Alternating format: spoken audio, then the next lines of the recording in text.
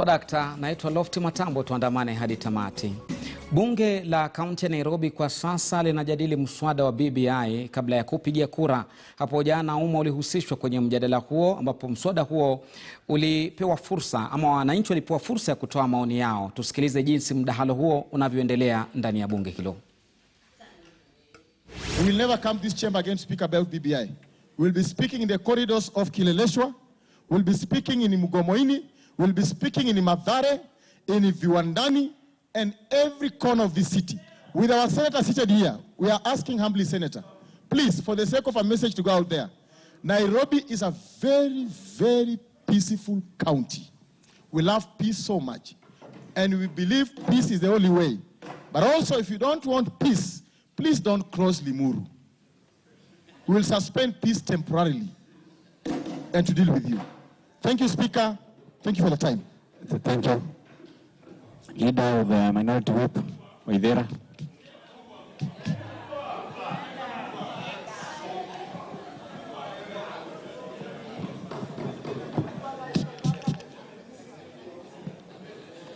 Thank you, Mr. Speaker. We were actually wondering whether we don't have gender balance in this assembly, and therefore allow me to start by thanking you and thanking the Committee for Justice and Legal Affairs.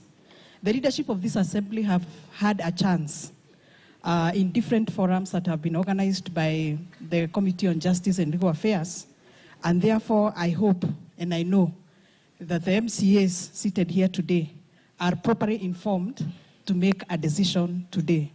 Mr. Speaker, allow me to engage this House on a few gains, especially made for women in this BBI. And I wish to take my colleagues to Article 7 of BBI. Article 7 of BBI seeks to amend Article 82(1) of the Kenyan Constitution 2010 to allow both men and women who have been running and vying for seats, yet they do not get a chance to go to the very end. And therefore, the amendment of Article 82(1) of the Kenyan Constitution seeks to give sanctions to political parties that don't recognize women in this country.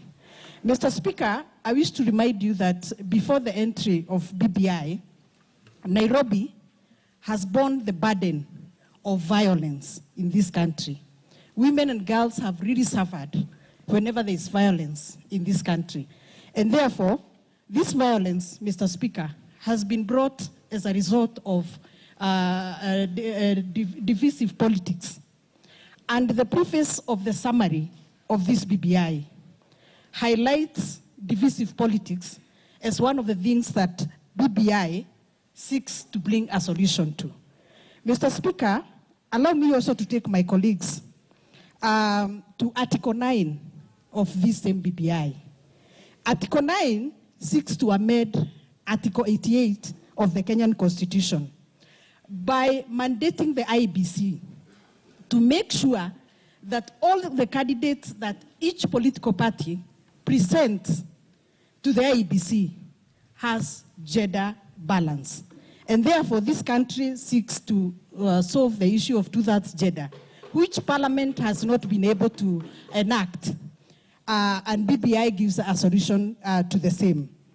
Mr. Speaker, sir, one of the issues that Kenyans requested during public participation yesterday is that they have not been understanding on how women have been put into the party list. And this BBI today, Mr. Speaker, still gives a solution on the issue of party list. And today, we will not be giving names according to the seats won, but according to the number of votes achieved by any political party. So we still want to support this BBI because some of the issues we have had as women, they have really been solved by this BBI. Mr. Speaker, sir, most of my colleagues have really talked about WDF. This MBBI also brings the establishment of County Assembly Fund, which I don't know whether members are aware of. And therefore, as the county assemblies, we really thank the Committee of Experts for thinking about the County Assembly Fund.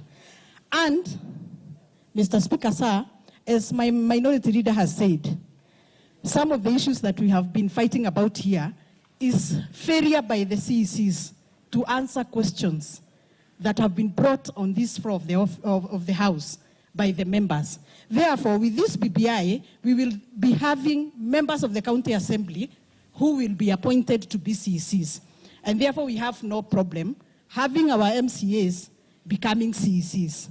Mr. Speaker, sir, many people have been talking about Article 43 that talks about economic and social rights. If you go to Article 50 of this BBI, it seeks to amend Article 203 of the Kenyan Constitution, and allow me to read in part. And it says, Article 203 of the Constitution is amended in Clause 1 by inserting the following paragraphs immediately after paragraph 4. The need to ensure the attainment of the economic and social rights guaranteed under Article 43. And not only that, Mr. Speaker, the World Development Fund, this BBI goes ahead to say that you are only allowed to implement projects that have functions under Schedule 4 of the Kenyan Constitution, that where the county government is mandated to implement those functions. So the MCAs will not be going outside of their mandate. The money that the WDF seeks to give MCAs will be helping in solving the issues of the functions under Schedule 4, Mr. Speaker. I'm also happy to note that BBI has also allowed us to have now CDF in the Constitution, unlike before, where Parliament has been seeking to enact legislation to allow for CDF. Mr. Speaker, sir, we have been really having fights with Senate, whereby Senate, when it comes to revenue allocation, we have been having a lot of fights between counties and the Senate. And this BBI seeks to heal that problem. Article 56 of this BBI authorizes the controller of budget, whenever there are those divisions, to allow the controller of budget to get money from the consolidated fund. And it goes ahead to say 50% of that money from the consolidated funds will be given to the counties to use in the meantime, as people from both Senate and county government continue with their fights. Mr. Speaker, sir, I know there are so many people so many members who want to speak. However, we would not want to forget the youth. This BBI, Article 237 of this BBI, establishes the Youth Commission. And all the mandates of the Youth Commission are highlighted there. I don't want to go through it. Mr. Speaker, sir, we know that for sure, Kenyan Constitution gives a very specific mandate to the MCAs. And I want to quote Schedule 4 of the Kenyan Constitution, where it allows MCAs to mobilize the electorate. It's a special mandate given by the Constitution of Kenya 2010.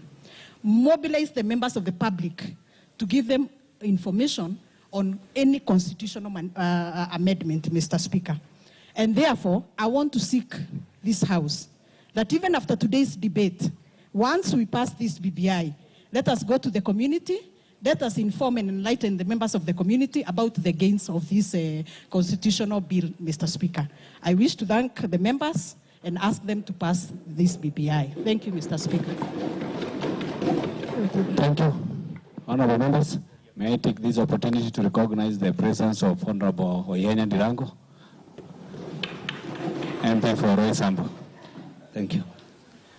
Honorable Oyenya, Chair of Authoritative, sorry, Honorable Authoritative.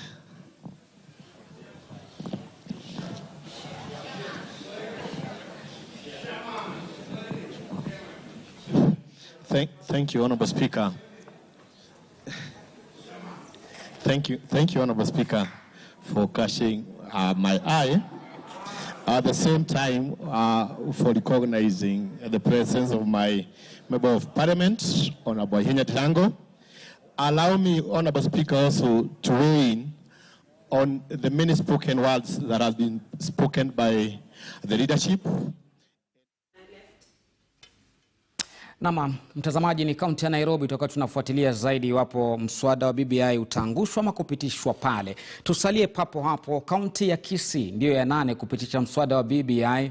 Kulingana na spika wa muda Amos Ondari, wawakilishi wadi walishangazwa na kasumba iliyohusishwa na mswada huo na baadhi ya viongozi. Ondari amesema kuwa umma utaelimishwa vilivyo zaidi kuhusiana na mswada huo. Gavana wa Kisii James Ongwae